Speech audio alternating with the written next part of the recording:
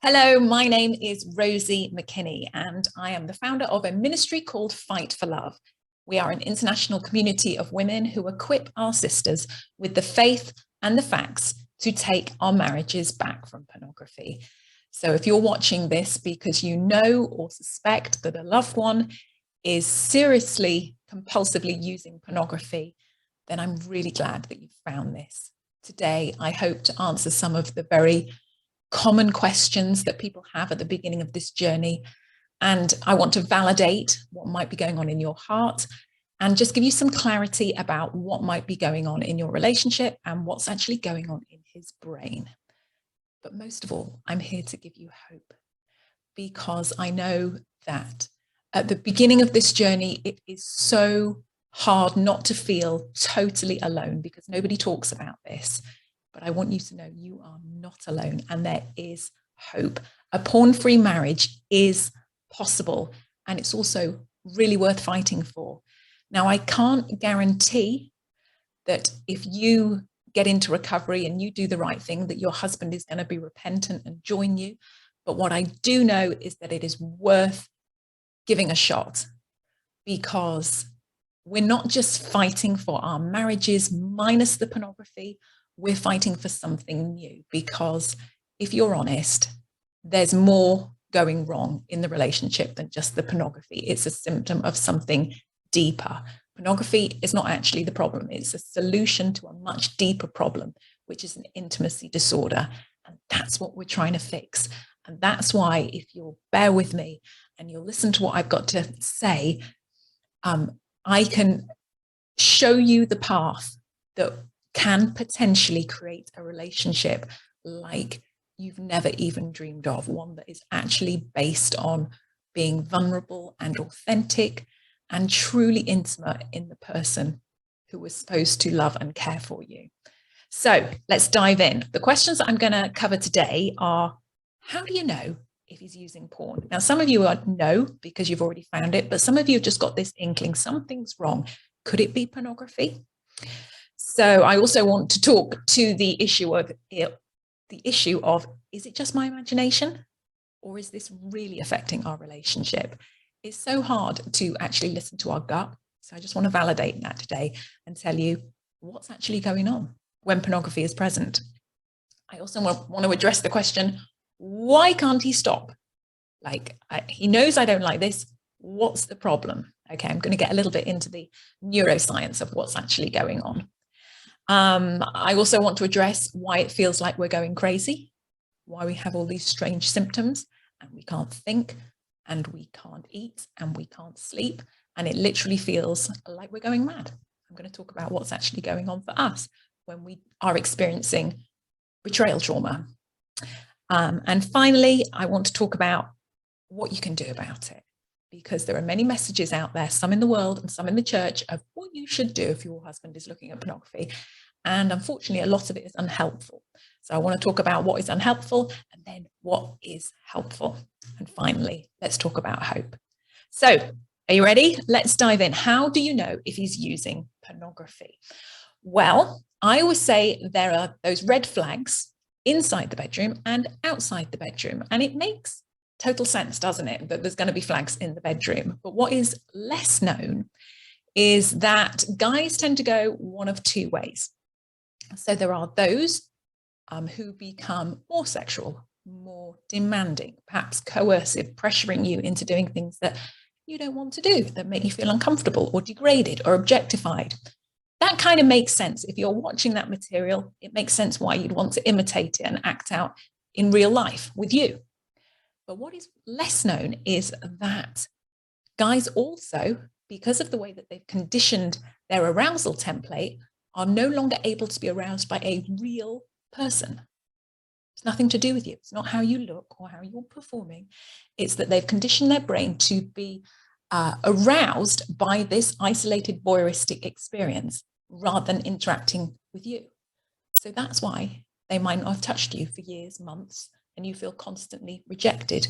And it's absolutely devastating and heartbreaking. But I need you to hear loud and clear, it's not you. They have rewired their brains.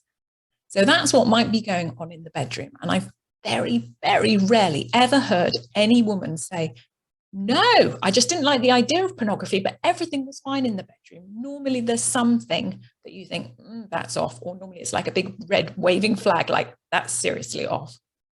So that's what's going on inside, but outside the bedroom, there are other signs. So as I've already explained, this is an intimacy disorder. So if someone is using pornography to cope with their emotions instead of actually normal, healthy ways, which is through relationship with other people, if they're using pornography, this manifests in other ways. So they might become more distant, more critical, more easily angered, or they might be distant, detached, like, where is he? Their behavior might have changed. Like they used to be into some hobbies and now they just can't be bothered. Everything just irritates them. Even, their children just seem like a burden at the moment. And you're racking your brains going, what has happened? What is eating him? Is it me? And quite often we turn it around on ourselves and go, well, it's got to be me. Nothing else has changed that I can see.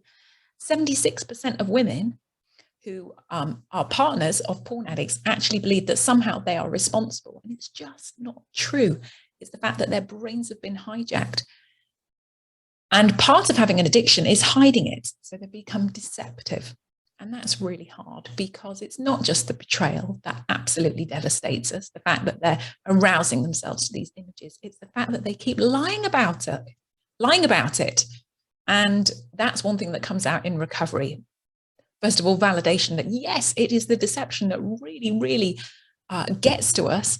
And then they start to understand it, because in recovery, they're not only going to learn how to manage their emotions without acting out with pornography, but they're going to learn to walk in the light and tell the truth. And that's why your relationship changes so much more than just taking the pornography out. Other things that you might notice, your spidey sense might be going off. And I believe that's the Holy Spirit talking to you. Like, what are those unaccounted for times all about? That period of time when he just disappears, or it takes a really long time to come home, or he's just on the computer for hours. He never wants to come to bed at the same time that you want to go to bed.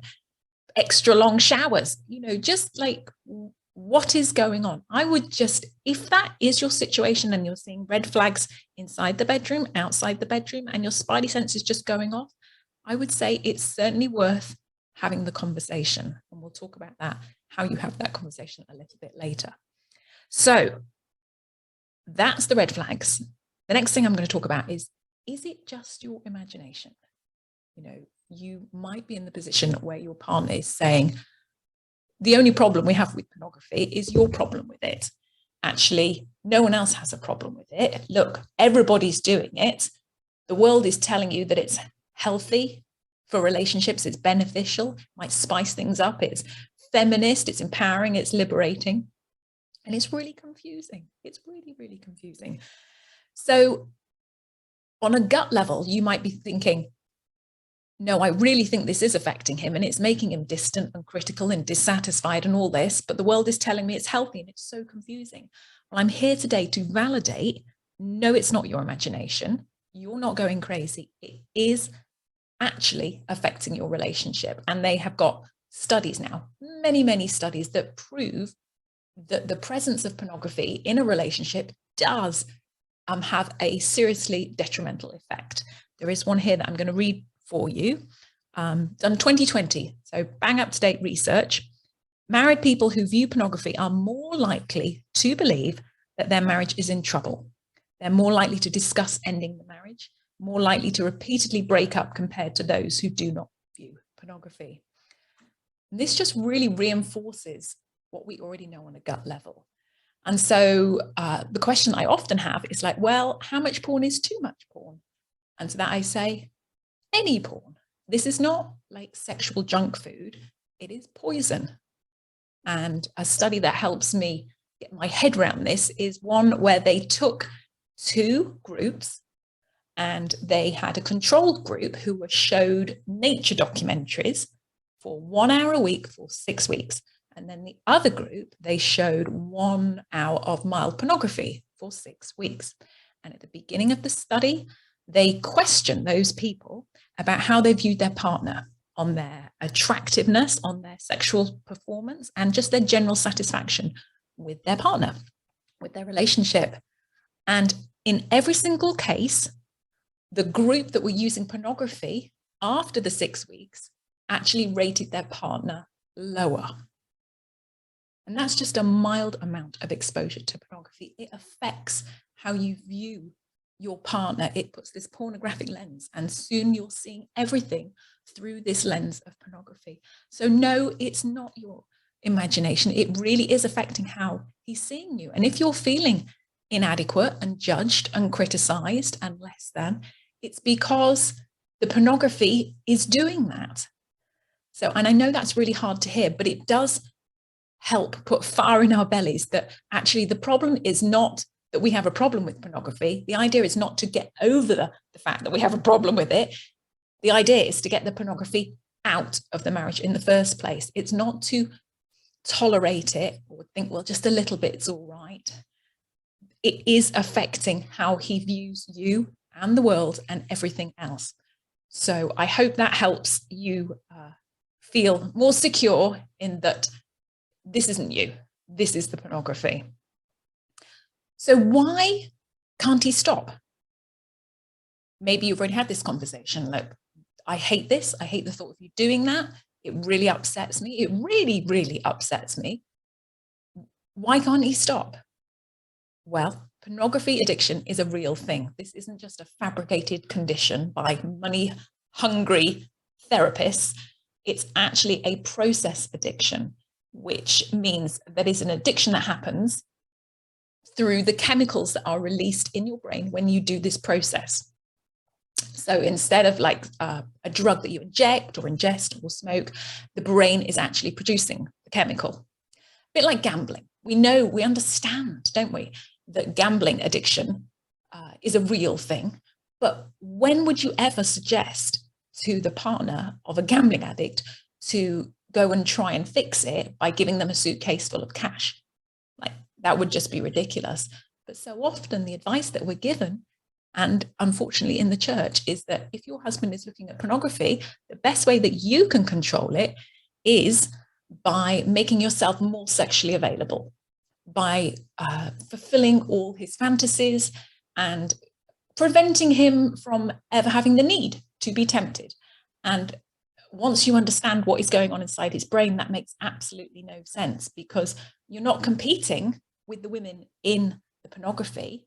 If you look like them and did what they did, it still wouldn't work, because it's a chemical experience that you're competing with. So how does that work? And for me, it really helped me have compassion on my husband when I started to understand what was going on in his brain, because before that, it just felt very hurtful. It just felt like, you cannot love me like you say you do and be doing this because you know how much it hurts me. I didn't understand that he was literally enslaved to this. He could not stop doing this. He didn't have the tools at that point to stop doing it. So the way that I explain how you get addicted to this is by using the reward jar that I use with my kids. So if you've got children, you may have one of these as well. This is the reward jar that I have in my pantry, and it's full of tokens.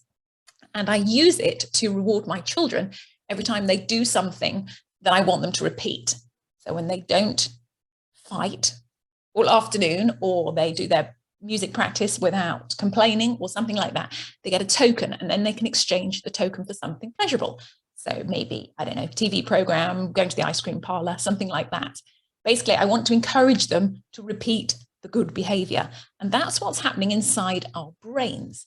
We have a reward center deep in our brains that rewards behavior that theoretically furthers our survival. So whenever you do something like eating or having sex, which are good for our survival, the brain rewards you, and you get this squirt of dopamine, which is a pleasure neurotransmitter, and a cocktail of other highly pleasurable chemicals. But the problem is, with pornography, this reward system can be hijacked. Whenever we look at pornography, we have exactly the same, our bodies have exactly the same reaction. You get this squirt of dopamine.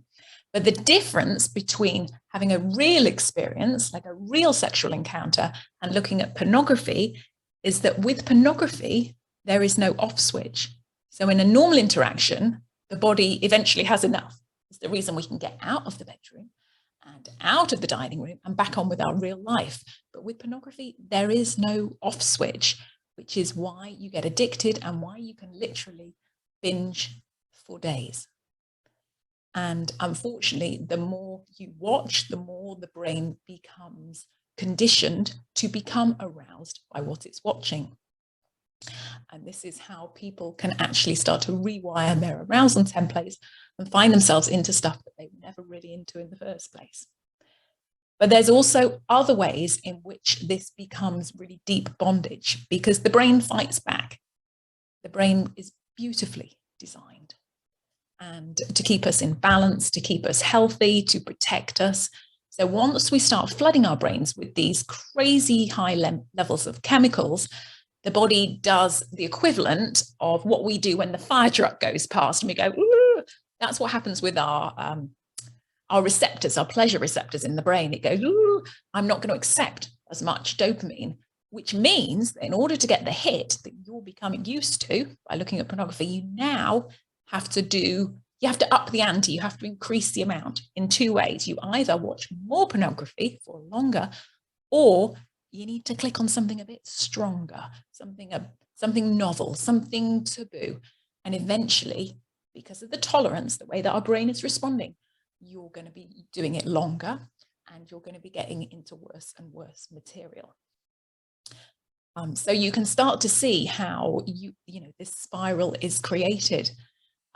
And not only does the usage escalate, but the brain also has another trick up its sleeve to actually help us maintain this equilibrium. So when you use pornography, there is this chemical released that acts like a brake, and it slows everything down so that the actual chemicals no longer are quite as effective in the system. But what happens is when you do it enough, you get enough of a buildup of this brake-like substance, and then your entire baseline of happiness goes down. So now you need a hit of your drug to actually feel normal. But the drug that you were using is actually less effective. So you need to do more of it or more stronger to actually feel normal. And this is why guys get in well over their heads, because not only is all this going on, but their neural pathways, the way that the mechanism by which we learn to do new things and make our behavior more effective, like playing the piano or riding a bike or learning to play a sport, that all happens automatically because our neural pathways have been created. And that happens in exactly the same way when we watch pornography. Our brain is making a neural pathway between pleasure and porn so fast, it's like a super highway in the brain, that you can be triggered, like, I need to feel better, and pornography is the answer. And it's so overwhelming that you have these cravings. So it really is a real addiction and needs to be taken seriously. This isn't something that they can will themselves out of. And in most cases, it's going to take more than prayer. You're going to need to actually have people come alongside, people who know what they're doing, in order to help get them out of the swamp and get their brains rewired again. But it is possible. It really is possible. And all that scary stuff that I said at the beginning about him looking at you a different way, that can all be rewired as well. The brain is neuroplastic. It is totally possible for that pornographic lens to be lifted and for him to see you as he once did, or perhaps never did, but never looked at anybody. Once that is gone, he's going to be able to see you in a whole new way. And I know that that's really difficult to even imagine at the moment, but I'm telling you, it's possible. And in my community, there are many, many women with incredible testimonies. So just hang in there, okay? Now, why do you feel like you're going crazy? So one thing that I hear again and again is like, well, it's not like I'm really cheating with a real person. What's your problem? So many women have been told that. But here's the thing. Our brain does not see it like that. And this is to do with attachment theory. So when there is a rupture in your primary attachment figure, so basically when your husband is arousing himself to other women, there is a rupture in your primary, in the relationship with your primary attachment figure. And what happens in the brain is that it registers that rupture as a primal survival threat. You need this relationship to keep yourself feeling safe. But now your brain is going, no, there's a problem there. There's a rupture there because of he's doing that, which makes you feel unsafe. And once that feeling of unsafety is there, that's traumatic. And this is why it affects all systems, the nervous system, the intestinal, everything. And you start having these crazy symptoms and you start acting in ways that you've never acted in before, like desperately seeking validation for why you feel like you're going crazy, desperately searching for evidence, endlessly asking questions. And especially if you actually found some stuff or you've had a bit of a disclosure, so you know a bit of information, but you don't know all of it, just the knowledge that there is that betrayal in your relationship, that things have not been as you thought they were, this makes you feel so unsafe, because the only way that you can feel safe is to be able to predict the future. And you can only predict the future by looking back on the past. But if your past is now in complete disarray because you found out that actually he was doing that when you thought he was doing this, there's now no security. And you can't base what's going to happen in the future because your past is all completely upended. This trauma is real and it needs real attention for you to be able to heal and create safety and move on. There is no point, if you're in the position where he's like now in recovery and you're sitting at home on your own with all this pain and confusion and symptoms, you need help as well. There's no point just this half of the relationship getting healed. You did nothing to cause this. This wasn't something inherently in you that drew him to you and made all this happen. No. His behavior has now affected you to such an extent that you need help. Think of it like a car crash. Yes, he was the one driving the car, but you were sitting there in the car with him. You've got internal injuries that other people might not be able to see, but they're there and they need attention. Okay, so that's why you feel like you're going crazy. You're not going crazy. You're traumatized. So now, what can you do about it? On to some hope. Well, I would say, first of all, close your ears to all that garbage in the media that says, well, just do it with him, or find something that is okay with you and do it with him, or overlook it, or just get over yourself, or all that information, okay? You can't compete with it.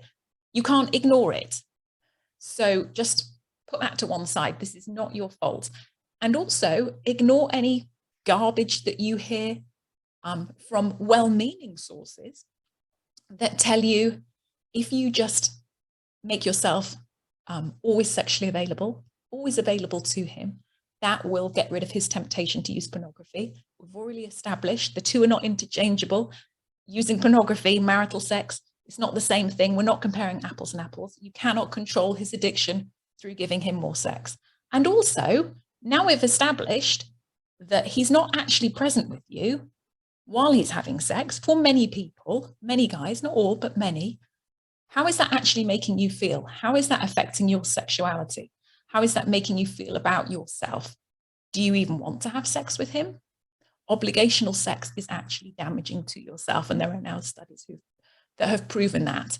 You do not have to push through your inherent resistance in order to try and control his addiction. No. The way through this is to be authentic, both of you. And that means you going, no, this doesn't feel right. We're not walking in the light about this. I can no longer condone, compete, enable your relationship. I'm keeping myself pure. And that's a biblical edict. You keep yourself pure. That will through his observing your pure behavior, puts him in a state of great reverential fear. That's 1 Peter 3. So I love that God has already provided the solution. It's not to go along with him. It's to draw that firm line in the sand and say, enough. No, this is no good for me. It's no good for you. It's no good for us. We've already established the effect on your brain, the effect on my brain, the effect on relationship.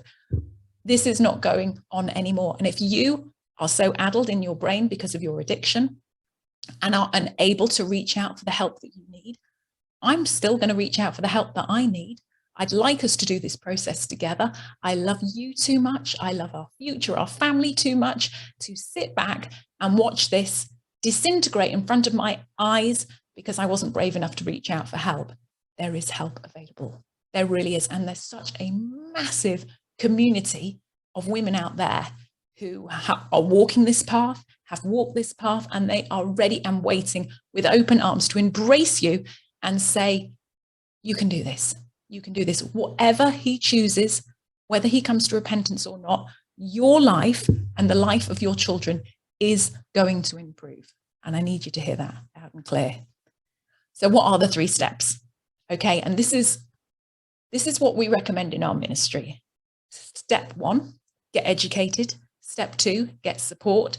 Step 3, reach out for help.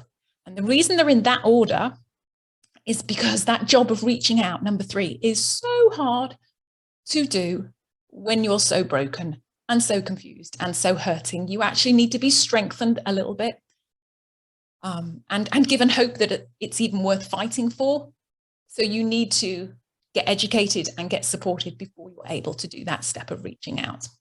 So how can you get educated? Well, that's what we're all about. We are here to do that legwork for you and find all the resources and create resources for you when you're broken and you haven't got the mental bandwidth to go Googling for, what do I do?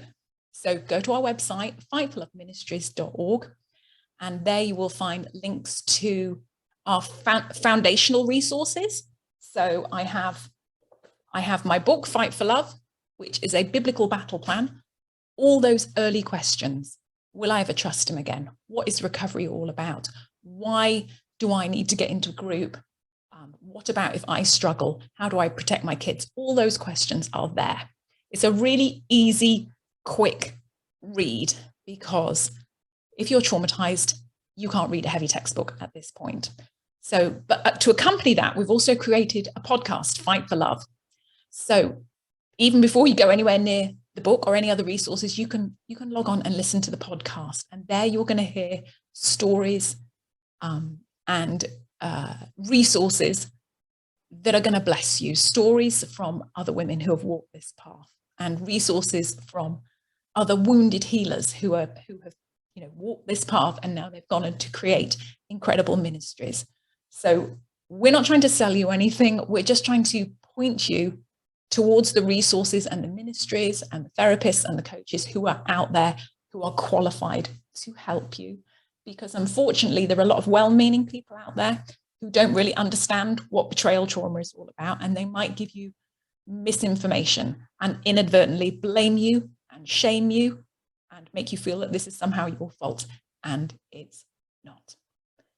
Okay, so there's the podcast, there's the book. Then we've got a whole curated list of resources of other people's fantastic books all about betrayal trauma and how to reintegrate sexual intimacy and things like that are going to be really useful for you to get your head round and give you hope and help put you on the right path.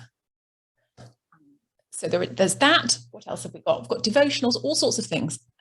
And then step 2, get connected. Our dearest wish is that you get into your own recovery group, your own little group of women who will walk alongside you. But we understand that for many of you is a really big step. What are they going to think of me? What if anybody knows me? What if my story is too different for anybody else's? So what we have created is a private, baby recovery group on Facebook, although it's private and we do great gatekeeping. You can set up a different profile. It's fine. You can just come and listen to the other women talking and loving on each other and supporting and edifying, and to see people progress and how they're walking through all these difficult stages at the beginning. So come along, see what recovery looks like and sounds like. And then we hope that that will encourage you to go forward and find your own group. And that is step 3, reach out for help. And so it's hard to find the right help where you don't know where to look. So that's why, again, we have curated lots and lots of resources and interviewed many of the leaders of these organizations to help you get the help that you need the very first time you reach out for help, because I don't want anybody knocking on any doors that are going to give them unhelpful advice anymore. Okay, so I hope that has encouraged you. And my final question that I've got on my piece of paper here was, is there any hope? There really is hope. I know it seems desperate at the moment. And my own story is I've done this twice now. Before getting married, before becoming a Christian, I was with a guy who remained unrepentant, and it was absolutely devastating. And I didn't know what I was doing. And I tried everything that didn't work. Competing, ignoring, condoning, enabling, you name it, I tried it, it didn't work. And that fell apart. Then I became a Christian, found out really early on that this was a problem. And because I'd been through that prior experience, I just put my foot down and went, enough. This is not happening. I love you too much. I love us too much to go through what I've just been through again. And you can have me or the pornography, but you can't have both. And I was fortunate that he was broken enough from a previous marriage that had gone wrong that he was ready to get help. So I know, because I have been there and thinking that there is no way that I can ever feel anything other than disgust, revulsion for what this guy has been doing. And I'm here to tell you it's possible. It's possible to feel everything that you want to feel about your husband again. I'm not guaranteeing it, but I'm saying it's worth fighting for. Even the women in our community who are now divorced from their husbands, they wake up with joy in their heart and peace, and they are able to smile and laugh. And if you are where I was, you will understand that that is a miracle. So the website again is fightforloveministries.org. And thank you for being with me today.